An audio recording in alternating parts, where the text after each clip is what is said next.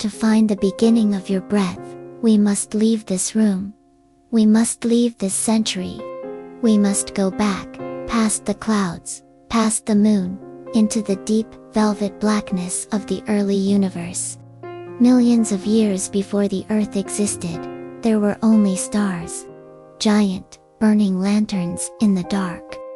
Inside those stars, a great work was happening.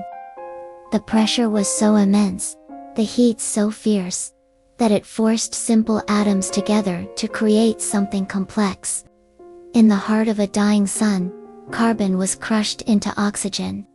Your breath was born in a fire, so hot that a human mind can barely imagine it. You are breathing the residue of a supernova. When that star finally reached the end of its life, it didn't just disappear. It exhaled. It scattered its elements across the void like seeds in a garden. And one of those seeds, one tiny atom of oxygen, began a long, lonely journey through the cold. It drifted through clouds of gas and dust. It watched the birth of other suns. It felt the pull of gravity from planets that have long since turned to dust. It was a witness to the silence of the cosmos. For billions of years, it moved through the dark, waiting for a home. Eventually, that atom was caught. It was pulled into a swirling disk of ice and rock that would one day become our solar system. For millions of years, your breath was frozen. It was trapped inside a cometa, dirty snowball wandering the outer edges of space. Imagine the absolute stillness of that journey. No sound, no heat, just the atom, locked in ice, traveling toward a small, blue and green speck in the distance. When that comet finally struck the young Earth, it delivered its cargo. The ice melted. The oxygen was released into the seas. But the Earth was not ready for you yet. The sky was not blue. It was a thick, hazy orange. The air was filled with sulfur and methane. If you had stood on the shore of the ancient ocean then, you would have seen a world of volcanoes and lightning. The oxygen was there, but it was hidden. It was bonded to iron in the rocks and hydrogen in the water. It was a world of big forces, where small life had not yet found a voice. Deep in the warm, mineral-rich waters of those ancient seas, something changed. A tiny, microscopic cyanobacteria began to breathe.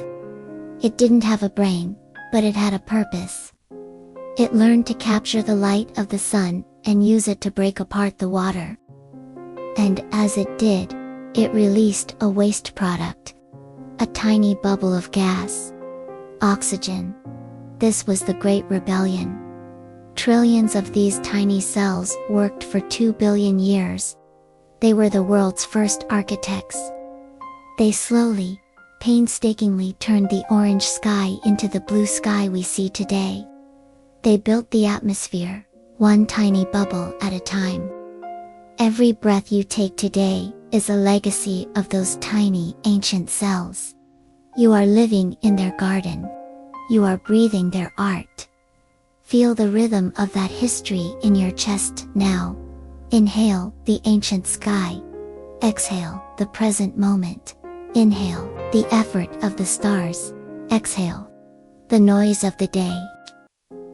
Now, let's travel through human time. The air you are breathing right now is a traveler. It does not stay in one place. It moves from the lungs of a whale in the Arctic to the leaves of a tree in the Amazon. It moves from the mountain peaks to the city streets. There is a beautiful truth in the math of the air. Because there are so many atoms in a single breath, the air is constantly being recycled. Every person who has ever lived has breathed the same air. As you drift closer to sleep, imagine that the oxygen you are holding right now was once breathed by a philosopher in Athens as he walked through the marble columns. It was breathed by a samurai in the forests of Japan. It was breathed by a mother singing a lullaby in a candlelit room 500 years ago. We are all connected by this invisible thread. We are all part of the same lung. When you breathe, you are not just keeping yourself alive. You are participating in the shared story of everyone who has ever walked this earth. You are breathing in their courage, their dreams, and their peace. Follow the breath as it enters you now. It passes through your nose, warmed by your body. It travels down into the intricate branching trees of your lungs. From there, the oxygen enters your blood. It hitches a ride on a red blood cell, a tiny courier moving through the vast highway of your veins. It travels to your heart, which sends it upward to your brain. Right now, that oxygen is powering the very neurons that allow you to hear my voice. It is turning into the energy that allows your muscles to relax. It is moving into your hands, making them feel heavy and warm. It is moving into your feet, letting them sink into the bed.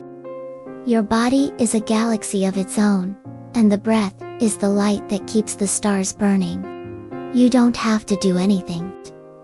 You don't have to try. Your body knows how to dance with the air. It has been practicing this dance for 4 billion years. The journey is almost complete. The molecule of oxygen has traveled from the heart of a star, through the ice of a comet, through the ancient seas, and through the lungs of history, just to be here, inside you, at this moment. It has done its work. It has given you life. And soon, you will exhale it back into the room. It will drift out the window, over the trees, and start its journey all over again.